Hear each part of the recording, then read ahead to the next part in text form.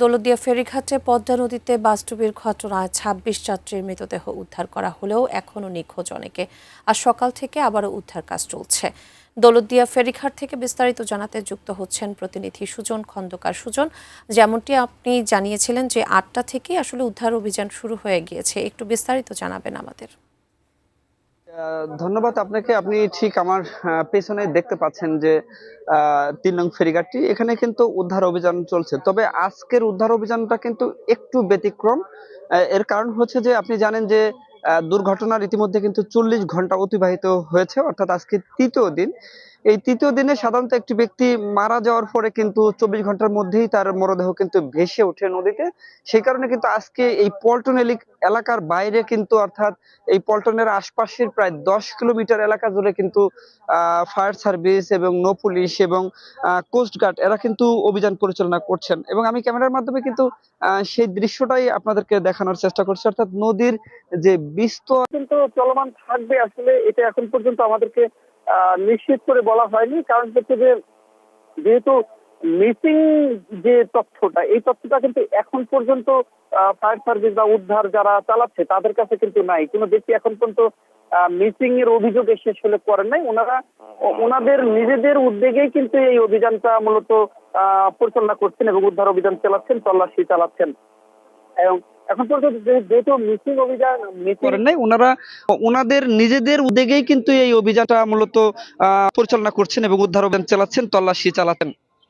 Missing তথ্য নেই, সেই কারণে ওনারা কতক্ষণ আসলে চালাবে এটা এখন পর্যন্ত নিশ্চিত নয়। এর পাশাপাশি আপনাকে একটা বিষয় বলে রাখি, যে সময়টা দুর্ঘটনা ঘটেছে সেই সময়টা নদীর এমন এত বেশি স্রোত ছিল না। এটা ওনাদের ভাষা যে অত বেশি স্রোত ছিল না, তার কারণে কোনো ব্যক্তির মরদেহ ভেসে গেলে হয়তো আশপাশের অঞ্চল জুড়েই চালাবেন এবং তারা স্পিড বোর্ড নিয়ে, এবং এই পাশাপাশি কিন্তু মাইকিং করা হচ্ছে নদীর মধ্যে যে সমস্ত জেলে রয়েছে, এবং তাদেরকে কিন্তু বিভিন্নভাবে মাইকিং এর মাধ্যমে বলা হচ্ছে যে আপনারা কোথাও কোনো মরদেহ ভেসে থাকতে দেখলে এটা ওনাদেরকে জানানোর কথা বলা হচ্ছে।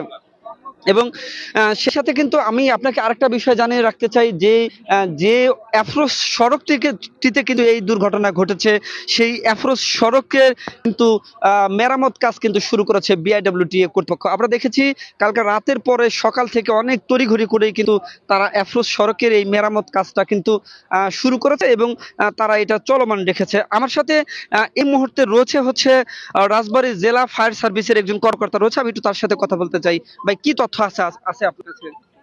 ধন্যবাদ। আপনারা জানেন গত পরশুদিন এই দুর্ঘটনাটা ঘটেছে।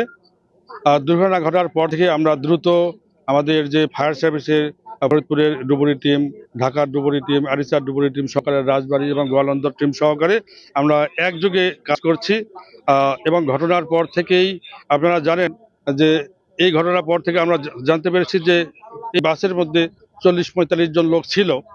এটা অনেকে বলা বলি করছে। তো আমরা ছবিতে দেখেছেন যে যখন বাসটা এখানে দাঁড়ানো ছিল তখন সে ফেরি পায় নাই, ফেরি যখন পায় নাই তখন বাসটা এখানে দাঁড়িয়ে ছিল।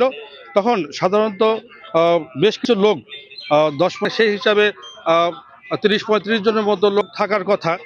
তারপরে যখন দুর্ঘটনা ঘটে তখন আমরা দেখেছি যে ৮-১০ জনের মতো লোক সেখানে ছাদে পার হয়ে আসছে। তো সেই হিসাবে ২০-২৫ জন লোক গাড়িতে থাকার কথা। সেই হিসাবে আমরা ২৬ জন লোক আমরা উদ্ধার করেছি এ পর্যন্ত। প্রথম দিন ২৩ জন এবং পরের দিন গতকালকেও আমরা ৩ জন উদ্ধার করেছি, সব মিলিয়ে ২৬ জন উদ্ধার করেছি। এরপর থেকে আর কোনো মিসিং এর কোনো খবর আমাদের কাছে আসে না। তবে অনিশ্চিত মিসিং একটা খবর এসেছে বালিয়াকান্দি। এখানে একজন মহিলা, মুক্তা নামে একজন মহিলা, সে বলেছে যে তার ভাই ঢাকাতে ইটের ভাটায় চাকরি করে, সে ঢাকা যাওয়ার জন্য রাজবাড়ী বাস স্ট্যান্ডে, তার কাছে মোবাইল ছিল না, আর সে তারপর তাকে খুঁজে পাওয়া যাচ্ছে না। তার ধারণা সে এই বাসে যাওয়ার সম্ভাবনা।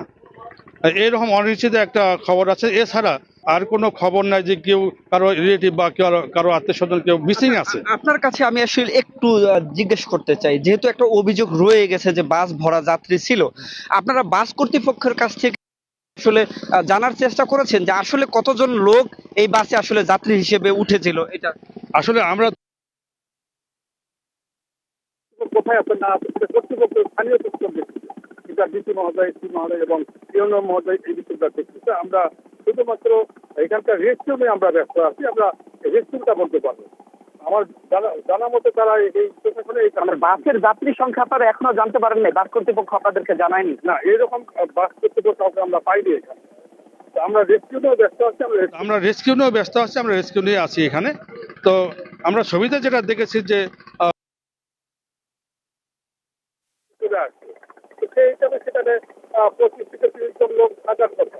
আমার তো অলরেডি 26 জন উদ্ধার করেছে, কিছু লোক এখানে দাঁড়ানো অবস্থায় গাড়ি থেকে মানে আপনাদের ধারণা যে কেউ নেই, এটা ধারণা হিসাব মতো কেউ নেই।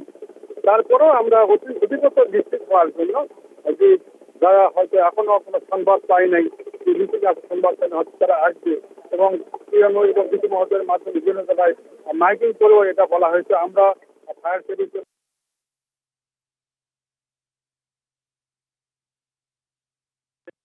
আচ্ছা, ধন্যবাদ আপনাকে।